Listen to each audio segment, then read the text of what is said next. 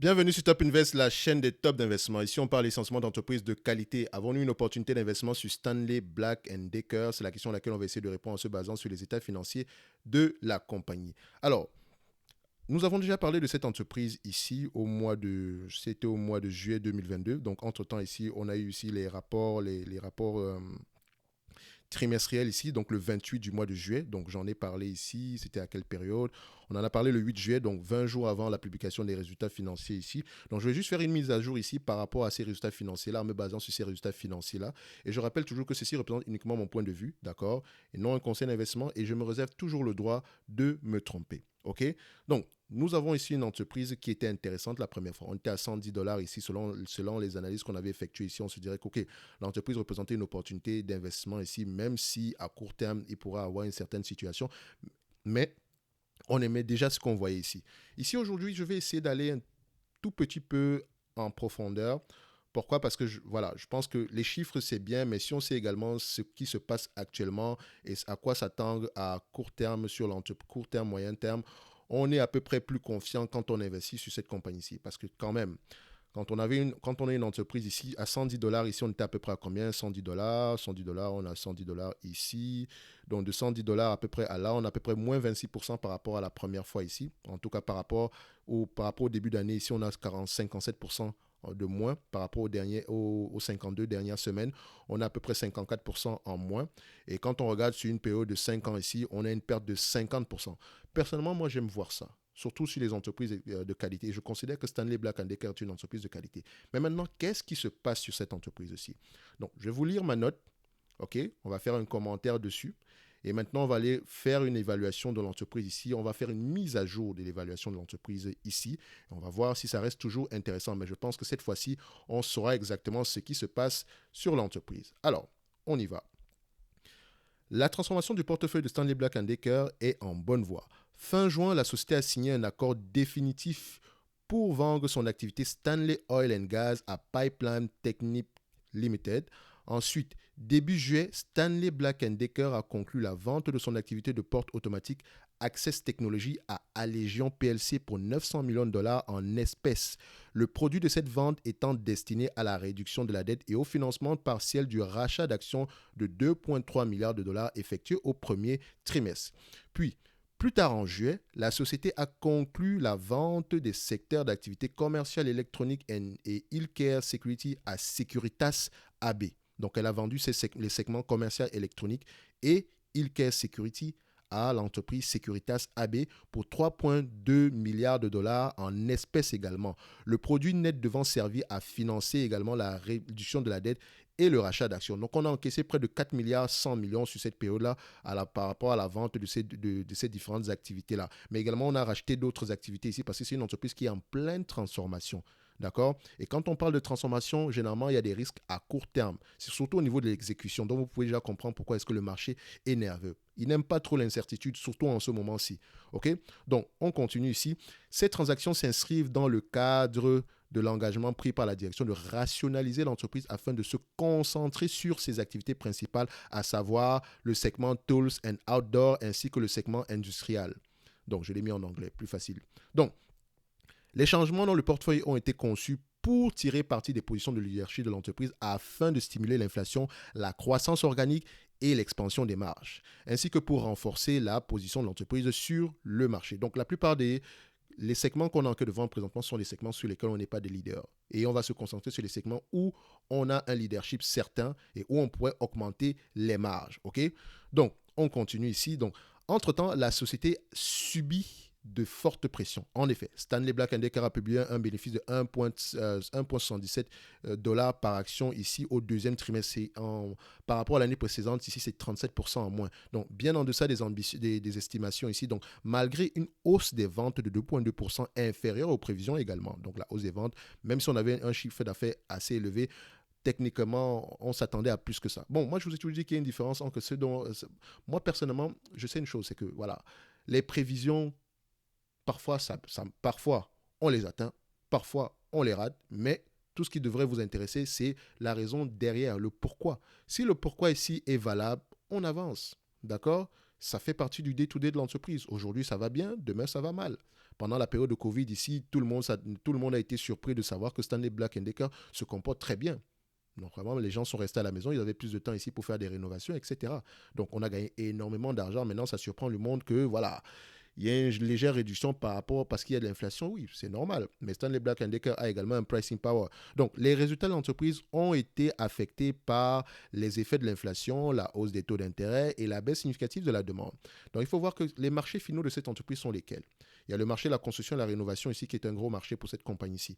Donc, quand ce marché-là est en berne, faites attention, Stanley Black & Decker pourrait souffrir également. Vous avez vu qu'en 2008-2009, elle a souffert. Donc, ça veut dire quoi? Ça veut dire que ici, quand on vous parle également des taux d'intérêt, les gens font de la rénovation, ils prennent vraiment des crédits. Ils achètent des maisons, on prend des crédits. Donc, si ces marchés sont au ralenti, on souffre un tout petit peu. Donc, réduction de la demande également. Donc, c'est tout à fait normal. Donc, la marge brute a diminué de 8% par rapport à l'année dernière car la hausse des prix a été plus que neutralisée par l'inflation des matières premières, l'augmentation des coûts de la chaîne d'approvisionnement et la baisse des volumes. Donc, oui, on a augmenté les prix ici, mais également les volumes ont diminué. Le coût des matières premières a augmenté et avec l'augmentation du coût au niveau de la chaîne d'approvisionnement, tout ceci, voilà, ça pèse au niveau de la marge brute. La question est de savoir durable ou temporaire. Pour moi, c'est temporaire, ok? Mais temporaire ne veut pas dire 1 mois, 2 mois, 3 mois. Temporaire veut dire 1 an, 2 ans, ok?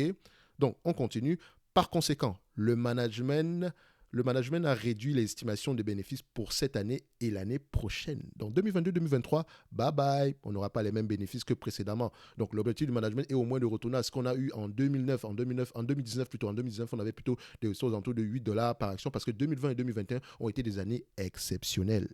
OK? Également, on a un changement ici dans le portfolio, beaucoup de restructuration, donc ça pèse également. OK? Donc, les investisseurs patients, donc ça c'est ma note de fin ici, d'accord? Donc, les investisseurs patients peuvent envisager de prendre une position ici. Donc, j'ai bien dit investisseurs patients, ok? Cette action offre un potentiel de plus-value séduisant en cas de normalisation, d'accord? Même en considérant les projections de vente et de bénéfices à moyen terme, récemment revues à la baisse. J'aurais dû dire ici moyen terme, parce que long terme pour moi, ce n'est pas 2 ans. Moyen terme, 1, 2 ans, c'est 2 ans ici. Donc, on s'attend à avoir des bénéfices en berne en 2022 et 2023. D'accord? Donc, cependant, seuls les investisseurs tolérants au risque doivent postuler. Donc, doivent postuler, c'est-à-dire que si vous êtes tolérant au risque, ça devrait vous intéresser. Mais si vous êtes quelqu'un de pépère, vous n'aimez pas le risque, etc., c'est pas pour vous. Si vous n'aimez pas quand je dis vous n'aimez pas le risque ici, par rapport à la variation des prix, il y a les gens qui sont impactés négativement quand ils voient les prix des actions baisser. Moi, personnellement, ça ne me dérange pas du tout. Ce qui me réconforte, c'est de savoir si j'ai une entreprise de qualité et pas juste l'impression que j'ai une entreprise de qualité. Je dois savoir pourquoi est-ce qu'elle est qualitative. OK? Donc, étant donné qu'une grande partie des bonnes nouvelles dépend de l'exécution du programme de restructuration du management. Un exemple, le management s'attend ici à faire des économies, je dis bien des économies, d'à peu près 2 milliards. 2 milliards ici divisé par le nombre d'actions actuelles, si vous savez combien ça représente ici à peu près $12 par action, presque $13. Juste le 2 milliards ici. Donc on peut se dire ici que si on attend à peu près les bénéfices nets par action qu'on avait à peu près en 2019, en 2019 ici, par rapport au prix actuel, donc on est à peu près $80 à l'action ici, dans son, ça représente à peu près 10 fois les bénéfices. 10 fois les bénéfices. Et c'est une entreprise qui s'échange ici à 20 fois les bénéfices et sinon plus que ça. OK? Donc ça, c'est un peu ma note ici. OK? Maintenant, en termes d'évaluation, on reprend l'ancienne vidéo ici. L'ancienne vidéo, on était assez optimiste. Enfin, quand je dis on était assez optimiste, les éléments que j'avais pris sont les suivants. 1. Revenu de 18 milliards. Qu'est-ce qui a changé ici? Au lieu de 18 milliards, le management s'attend à peu près à avoir 17 milliards d'ici cette année-ci et à peu près la même chose d'ici 2023. On va faire simple, ok, on prend 17 milliards. Tout en sachant que on peut avoir de la croissance dessus et que ce n'est que temporaire. Donc le 18 milliards pourrait de toutes les façons revenir. Croissance ici, je mets 0. OK? Free cash flow moyen, on reste à 8-9% ici parce que le but du management est au moins de maintenir les marges actuelles, sinon de les augmenter. OK? Nombre d'actions ici, on sera à 155 millions. Pourquoi? C'est parce que le nombre d'actions a augmenté, parce qu'on a fait des acquisitions. Le PER ici, on va le mettre à 20 fois les bénéfices. On ne va pas aller plus loin que ça.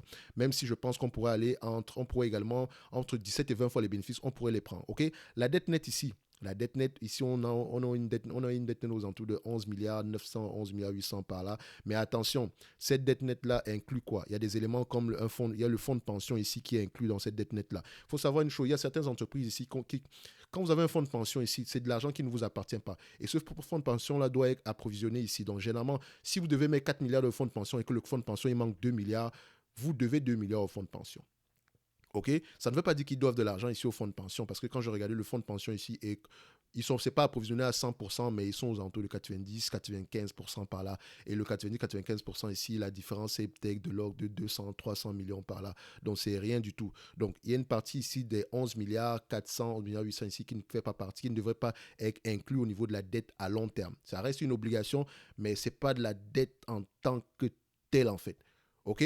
Donc, ça devient la dette quand on fait faillite, etc. Ou bien si l'entreprise... Bref, je dirais, le terme que moi, j'ai, l'expression que j'ai en termes de dette ici, c'est l'argent que je dois à un organisme de financement. Oui, le fonds de pension, c'est de l'argent pour mes employés, mais je ne considère pas ça comme étant de la dette, en fait. Donc, moi, je l'ajuste. Personnellement, je l'ajuste ici. Vous pouvez faire également le contraire. Vous pouvez prendre la dette nette ici, comme c'est écrit présentement dans les rapports financiers. Donc, si vous allez prendre ici, si on va sur Finbox ici. Alors, simple. 17 milliards de revenus, n'est-ce pas? Multiplié ici par 8%, d'accord? Ça donne ici 1 milliard 360. Multiplié par 20 fois les bénéfices, moins la dette nette ici, qui est aux alentours de... On va mettre 11 milliards ici, 11 milliards 934, d'accord? Ça donne ici 11 milliards 186, divisé par le nombre d'actions. Or, le nombre d'actions ici doit être modifié, ce n'est pas 147, sauf si ça a changé entre-temps. Mais ici, j'ai ici, sur ce logiciel-ci, sur Coifin, j'ai 155. Peut-être que ça a changé entre-temps également. Donc, disons, on va prendre... De toute façon, ça ne va pas déranger... Ça ne va pas beaucoup déranger en fait parce que c'est une entreprise qui rachète ses actions ici. Donc, sans doute, elle va racheter, elle aura moins d'actions le trimestre prochain ici. Donc, on va mettre ici ça. Donc, ça donne ici 75 $ l'action à 17 fois les bénéfices. À 20 fois les bénéfices ici, ça donne aux alentours de 103 $ l'action. OK? Ça, c'est prendre en compte. Ça, si on n'ajuste pas la dette. Mais si on ajuste la dette ici, disons à hauteur de 5 milliards 400, 5 milliards 400 ici. Donc, moi, je vais le calculer ici plus rapidement. Donc, on va faire ceci. 1 milliard 360 millions multiplié par, disons, 20 fois les bénéfices, d'accord, moins la dette nette 5 milliards 400, d'accord, divisé par le nombre d'actions. Même pas la dette nette, c'est la dette totale ici à long terme, ok, ajustée. Donc, là, parce que si on met dette nette, si on met du cash ici, on aura moins que ça. Donc, divisé ici par le nombre d'actions, je mettrai ici, voilà, le nombre d'actions. Voilà, on va mettre 148 millions d'actions, comme c'est écrit là. Okay, ça ne dérange pas. De toute façon, ils rachètent leurs actions. Ça donne ici une valorisation aux alentours de 147 $.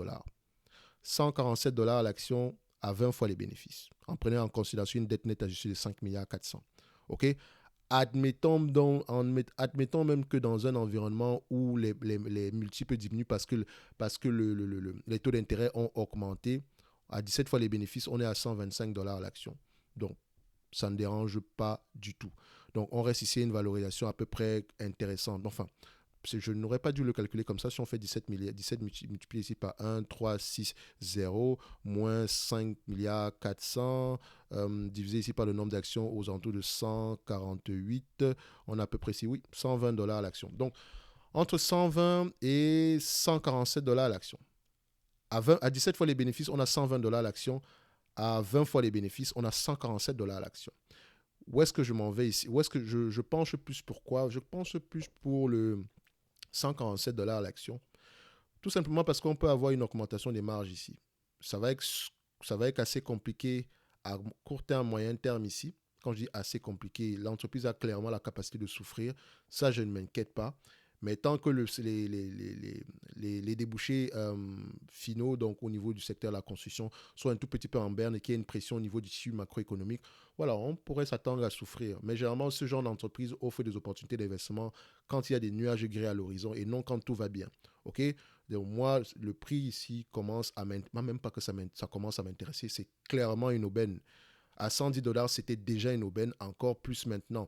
Parce que si cette compagnie-ci, par rapport à la capitalisation boursière actuelle qui est aux alentours de 11 milliards 700, donc si on fait 1,360 divisé ici par 11 milliards 700, 11,7 ici, ça donne ici un rendement de 11,62%. Si cette entreprise était un immeuble et qu'elle vous distribue la totalité des free cash flow en termes de bénéfices, vous aurez 11,62%. Donc, ce qui m'amène à parler du dividende ici qui est de l'ordre de 4% ici. Oui, il augmente depuis X années, blablabla, blablabla. Ce n'est pas intéressant pour moi. Le nombre d'années pendant lesquelles le dividende augmente parce que ce n'est qu'une allocation du capital. Si l'entreprise se porte très très bien, que ce soit le rachat d'actions, le paiement d'un dividende, voilà, ça reste une formalité. Le nombre d'actions, le dividende ici augmente année après année. Il pourrait même augmenter même cette année. Ça ne m'étonnerait pas qu'il augmente même d'ailleurs. OK? Ça représente un rendement de 4% ici. Mais ce que moi je regarde, c'est si on me distribuait la totalité des bénéfices, si j'aurais eu combien? J'aurais eu à peu près 11% ici. OK? Donc, si on me donne même la moitié, j'aurais eu 6%. C'est largement supérieur aux 4% qu'on a ici. C'est comme ça qu'il faut voir les choses. Donc, à 110 dollars, c'était intéressant. À 80 dollars, c'est encore plus intéressant. D'accord?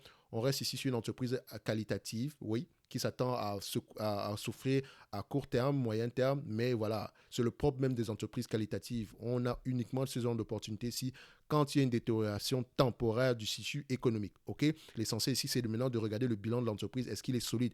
Oui, il est largement solide et elle a la capacité de payer sa dette ici.